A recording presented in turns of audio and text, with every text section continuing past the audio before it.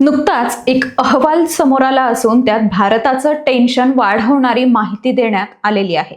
आधीच यंदा अल निनोच्या प्रभावामुळे कमी पाऊस पडणार असं सांगण्यात आलं होतं. त्यातच आता समोर आलेल्या या आणखी एका अहवालात भारताला गंभीर इशारा देण्यात आलेला आहे. या अहवालानुसार येणारं 2027 हे वर्ष भारतासाठी भीषण धोक्याचं ठरू शकतं.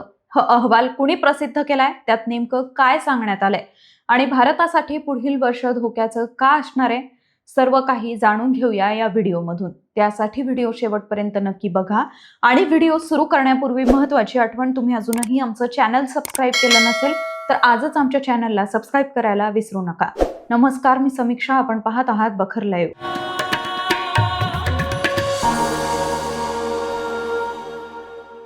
अमेरिकन वित्तीय संस्था JP मॉर्गन आणि त्यांच्या ग्लोबल रिसर्च टीमकडून जागतिक अर्थव्यवस्थेबाबत नुकताच एक महत्त्वाचा अहवाल जारी करण्यात आलाय. या अहवालात जगातील 3 देशांवर 2027 मध्ये मोठं संकट ओढवणार असल्याचा इशारा देण्यात आलाय. JP मॉर्गनच्या इशारा देणाऱ्या अहवालानुसार भूराजकीय तणाव, खतांची कमतरता आणि हवामान बदलामुळे वाढत असलेले धोके यामुळे 2027 मध्ये जागतिक अन्न व्यवस्थेला नव्या पुरवठा संकटांचा सामना करावा लागू शकतो. कृषी उत्पादनाच्या खर्चात मोठी वाढ आणि संभाव्यतः कमी पीक उत्पादनामुळे जागतिक अन्न संकट निर्माण होण्याची शक्यता वर्तवण्यात आली आहे.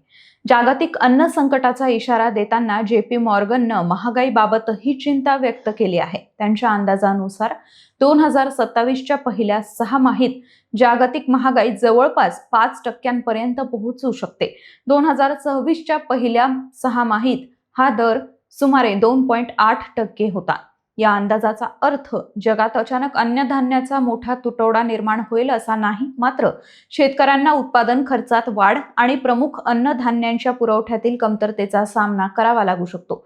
त्याचवेळी बदलतं हवामान शेती उत्पादनासाठी मोठा धोका निर्माण करू शकतं. शेतकऱ्यांना शेतीसाठी आवश्यक असलेल्या महत्त्वाच्या घटकांसाठी वाढीव खर्च करावा लागू शकतो आणि त्यांचा पुरवठाही अनिश्चित होऊ शकतो. या सर्व परिस्थितीमुळे अन्नधान्य महाग होऊ शकतं. हवामान बदल आणि अल निनो हेही जागतिक अन्न संकटामागील महत्त्वाचे घटक ठरू शकतात.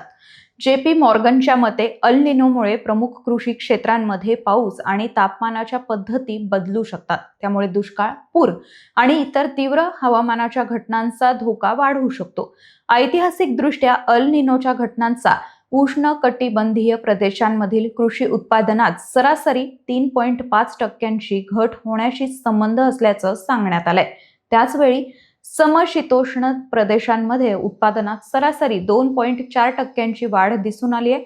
JP मॉर्गनच्या अंदाजानुसार सुपर अल निनो आपल्या उच्च पातळीवर पोहोचला तर जागतिक अन्न महागाईत सुमारे 0.7% वाढ होऊ शकते. ऊर्जा किमती वाढल्यास त्याचा एकत्रित परिणाम अन्न महागाईवर सुमारे 1.3 ते 1.5% होऊ शकतो.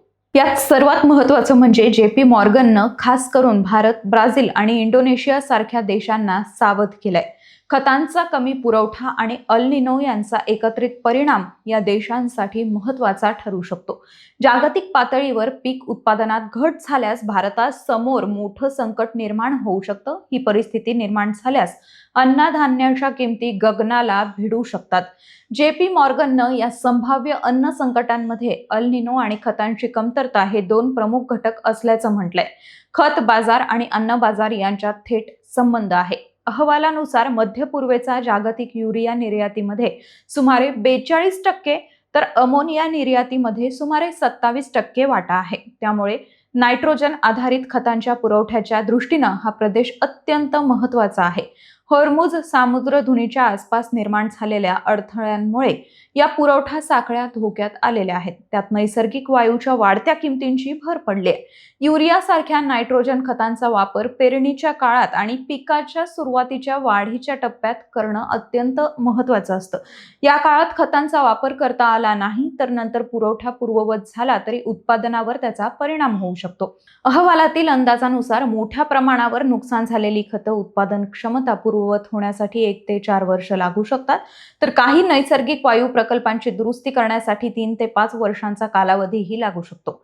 आता या परिस्थितीचा भारतातील कोणत्या पिकांवर परिणाम होऊ शकतो हे लक्षात घ्यायचं झालं तर कमकुवत किंवा अनियमित मान्सूनचा परिणाम भात, डाळी, तेलबिया, कापूस, ऊस आणि पावसावर अवलंबून असलेल्या इतर पिकांवर होऊ शकतो.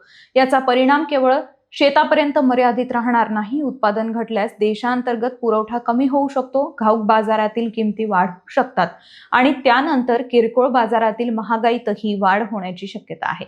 JP मॉर्गनच्या मते भारतासाठी केवळ देशात पुरेसं अन्न उपलब्ध राहील की नाही हा प्रश्न नाहीये, तर जागतिक खत आणि ऊर्जा बाजारातील अस्थिरतेच्या काळात शेतकरी परवडणाऱ्या खर्चात उत्पादन सुरू ठेवू शकतील का हा मोठा प्रश्न आहे. मात्र काही सकारात्मक बाबींचाही या अहवालात उल्लेख करण्यात आलाय. जागतिक धान्य साठा पुरेसा असणं आणि आशियामध्ये तांदळाचा तुलनेनं चांगला साठा असणं हे काही संभाव्य जोखीम कमी करू शकतं. पण एकूणच 2027 मध्ये जगात अन्न संकट उभं टाकू शकतं असा अंदाज या अहवालात वर्तवण्यात आला आहे. हा व्हिडिओ तुम्हाला कसा वाटला आम्हाला कमेंट करून नक्की सांगा.